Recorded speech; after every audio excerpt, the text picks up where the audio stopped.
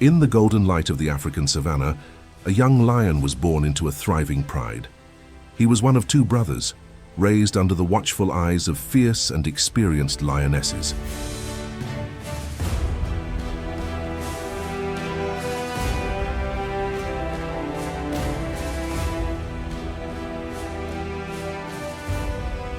Their world was one of safety and structure, where the rhythm of life followed the hunt, the sun, and the protection of the pride's dominant males. As cubs, they wrestled in the dust, roared in mimicry of their elders, and learned the subtle language of their kind.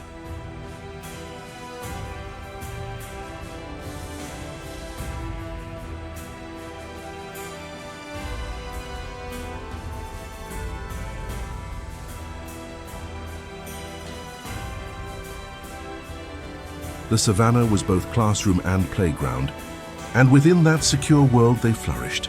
But nature's law is unforgiving. As the young lions grew into adolescence, the presence of maturing males within the pride became a threat to the established order. The once playful glances of the dominant males turned to wary stares, and tension simmered beneath the surface. One day, without ceremony, the brothers were driven out. It was not a matter of cruelty, it was survival. Their exile marked the beginning of a brutal journey, one every male lion must face if he hopes to become more than just a wanderer. They entered the wild as nomads, unclaimed and vulnerable. The protection of the pride was gone, and in its place came the harsh lesson of independence. Prey was not easily caught, and rivals were many. Nights were colder, hunger came quicker, and danger lingered at every edge of tall grass.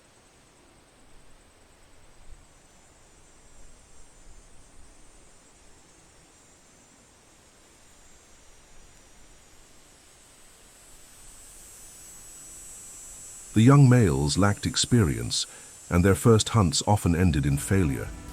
Starving, cautious, and inexperienced, they learned quickly that the savanna did not forgive hesitation. Still, instinct and the bond of brotherhood carried them forward. Together they navigated dry riverbeds, open plains, and thorny forests, avoiding dominant coalitions and scavenging when possible. Their survival depended on each other. While fear was their constant companion, so was determination. They were not ready to claim territory, but the hunger for something more than survival was growing. Wisdom came in small victories. An injured antelope brought down after days of failed hunts. A successful chase that ended with the sweet taste of fresh meat. Each step forward sharpened their instincts. The wild was their teacher now, and it demanded everything. Their first real challenge came in the form of territory. The brothers had grown stronger, leaner, and more coordinated. One evening, as the sun dipped behind the horizon, they scented lionesses nearby, perhaps a pride without a strong male presence. Driven by both instinct and ambition, they approached with caution, but they were not the only ones drawn to that pride. Another male, older and more seasoned, emerged from the brush. The confrontation was immediate. The fight was brutal and short-lived. The older male had the strength of experience and the confidence of many battles. Bloodied and limping, the brothers retreated into the night. They had lost, but they had also learned. The road ahead would not be won by boldness alone. Days turned into weeks and weeks into months. The brothers recovered from their defeat with scars that told a story of ambition and recklessness. But with those scars came a deeper understanding of what it would take to succeed. They no longer chased every opportunity blindly. They observed. They learned the movements of rival coalitions, the weaknesses in prey herds, the shifting boundaries of territory. They became more than just survivors. They became tacticians. Their bond strengthened with every hardship. They hunted together, with growing precision, communicating through subtle signals, glances, postures, flicks of tails. Each hunt brought more confidence. Each encounter with scavengers, more boldness. They drove off hyenas from their kills, stood their ground when challenged by leopards, and adapted to the rhythms of the savanna. In time, they no longer moved like outcasts. They moved like predators with purpose. Then one evening, they discovered a pride. Not a powerful one, but a small group of lionesses with cubs and no male in sight. The brothers didn't attack immediately. They watched from a distance for days, measuring the pride's patterns and scent-marking habits. They waited for the perfect moment. Eventually, a lone male, clearly aging, appeared.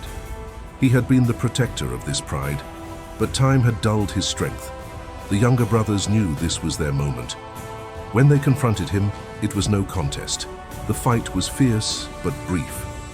The older lion stood his ground with dignity, but the outcome was inevitable. The brothers took control. The pride resisted at first. The lionesses were wary of these newcomers, but instinct ruled all and the balance of power shifted quickly. The brothers began their rule, and with it came their legacy. The older cubs were gone, victims of the brutal law of succession, but new life would soon take their place. In the months that followed, the brothers grew into the roles they had fought so hard to claim. They patrolled the territory with confidence, their roars echoing across the plains. They mated with the lionesses, ensured protection from hyenas and nomadic males, and established themselves as dominant forces. One brother became known for his aggression, ever alert, ever ready to defend what was his. The other was more measured, observant, calm.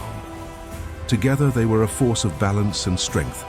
The cubs born under their rule grew fast and healthy, fed well and protected from harm. They had become kings, not just of territory, but of time. Their presence brought stability. Prey returned to the land and rival males kept their distance. For a while the savanna was theirs. The journey that began with exile and uncertainty had reached its peak, but nothing in the wild stays still forever. Time passed, and the golden coat of the more aggressive brother began to fade. His muscles were still strong, but his reactions were slower. The once effortless roar now carried the weight of age. Still, he patrolled the borders with fierce determination, side by side with his brother, who had grown even more watchful, attuned to the signs of change in the wind. One morning, distant roars reached their territory. Young males, powerful, reckless and full of hunger, had entered the area. They came in groups coalitions formed during their own wandering years, just like the brothers had done long ago. The world had turned, and now they were the old kings standing in the way of a new order. The two brothers did not retreat. They knew the cost of weakness. For days, they responded to every roar with one of their own, marking trees, patrolling, aggressively. But the younger lions were relentless. They crossed deeper into the pride's land, leaving scent trails like a challenge etched into the soil. Then the fight came. It was sudden, vicious, and final. The first clash left one of the brothers, the darker, quieter one, badly injured. He fought with resolve, defending the pride with every ounce of his fading strength. But the wounds were deep and infection came quickly. Within days, he was gone. The surviving brother remained near the body for hours, silent, still, alone now. His presence was not enough to deter the new challengers. He roamed the territory for a time, calling out at dusk and dawn, sometimes with no answer. The pride began to drift, and the lionesses, sensing the inevitable, no longer relied on him for protection. Eventually, he too moved on, driven by instinct, by memory, by something primal. He was no longer a king. He was once again a wanderer. The lone lion wandered far from the lands he once ruled. His body bore the marks of every chapter in his life.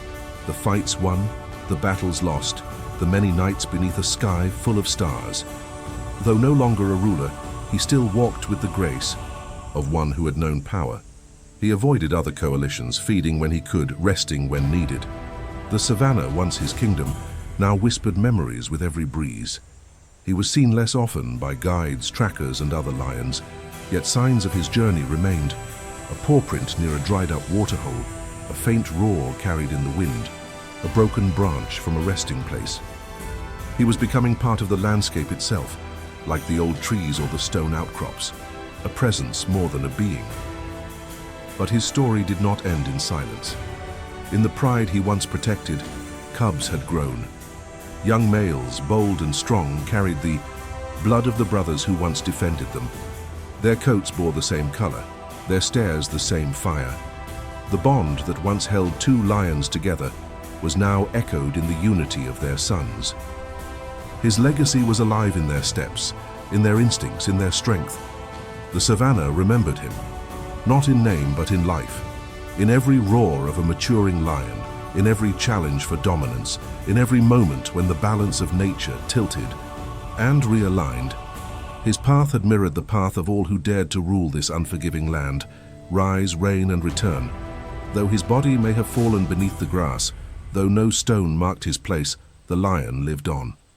Not as a king above others, but as part of the eternal rhythm of the wild. The sun rose again over the savanna. New kings would rise. But somewhere in the rustle of dry grass, in the hush before dusk, the spirit of a once great lion lingered, a whisper, a memory, a roar that never truly ended.